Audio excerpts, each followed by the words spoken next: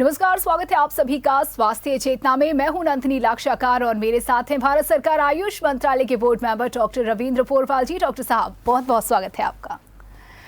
तो देखिए, गर्मियों का मौसम है और गर्मियों के मौसम में हम अक्सर लोगों से कहते हैं कि अपना बहुत ख्याल रखिएगा। गर्मी के मौसम में होती है तमाम तरीके की चुनौती, तमाम तरीके की परेशानियां और ज्यादातर जो परेशानियां होती हैं वो हो जाती हैं स्वास्थ्य से संबंधित। और स्वास्थ्य चेतना में हमारा हर बार प्रयास होता है कि आपके स्वास्थ्य से संबंधित जितनी भी परेशानियां हैं उन पर ना सिर्फ चर्चा हो बल्कि उनका समाधान भी हो, और समाधान हो आसान सा घरेलू नुस्खों के रूप में।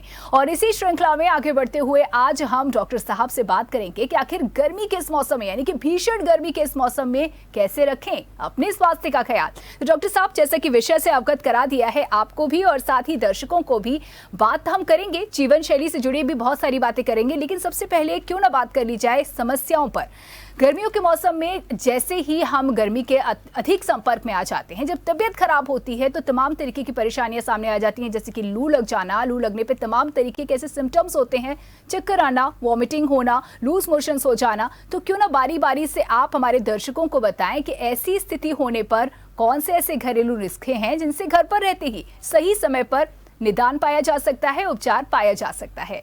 तो क्या कुछ बताने वाले हैं आप हमें? क्या कहना है आपका इस विषय के बारे में?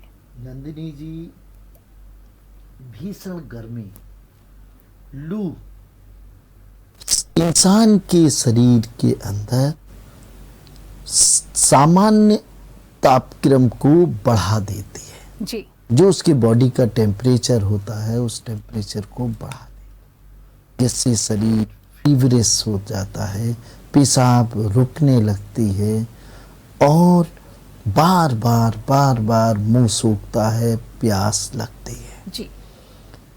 ऐसी स्थिति में जब हमें धूप लग जाए, हमें लू लग जाए, हमें हीट स्ट्रोक हो जाए या इससे जुड़ी हुई अन्य दूसरी दिक्कतें हमारा जीना हराम कर दें, हमारे शरीर को बीमारी की तरफ ले जाएं, तो कुछ घरेलू उपायों द्वारा हम अपने को स्वस्थ रख सकते हैं, अपने को बीमार होने से रोक सकते हैं।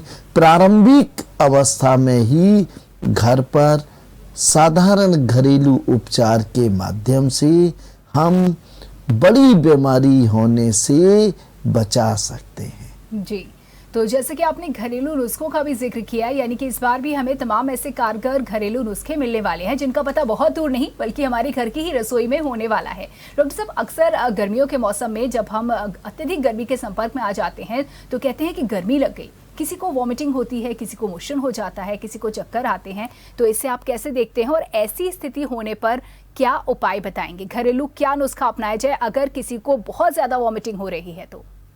नंदिनी जी, गर्मी में उल्टियां आने के दो बड़े कारण हैं जी।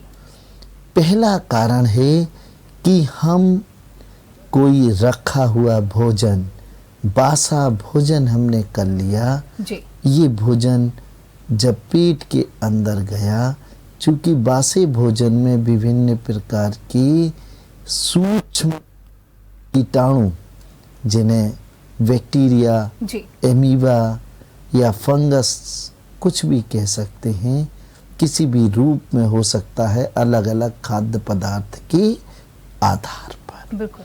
कुछ खाद्य पदार्थों में वायरस भी डेवलप करता है, केवल कुछ। जी जी। मैं कहता हूं कि आपने रखा या बासा आहार लिया, इस आहार के माध्यम से हानिकारक जीवाणु, विषाणु, फंगस या हानिकारक तत्व हमारे शरीर के अंदर गए तो शरीर इनसे बचने के लिए रिएक्ट करता है और जो आहार हमने लिया है उसे बाहर फेंकने की कोशिश करता है। इस क्रम में उल्टी आती है। जी जी।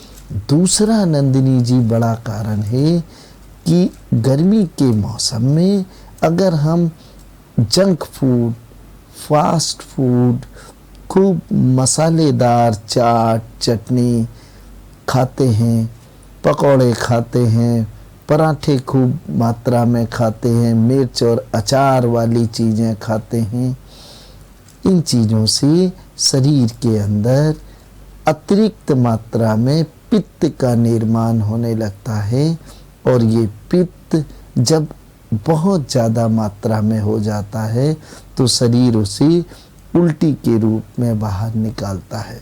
तो दो तरीके से उल्टियाँ होने की संभावना होती है। एक हमारे आहार में गड़बड़ी के कारण, दूसरा हमारे आहार में बासा, खराब या इन्फेक्टेड आहार शामिल हो, भले ही वो सात्विक आहार की श्रेणी में क्यों ना हो।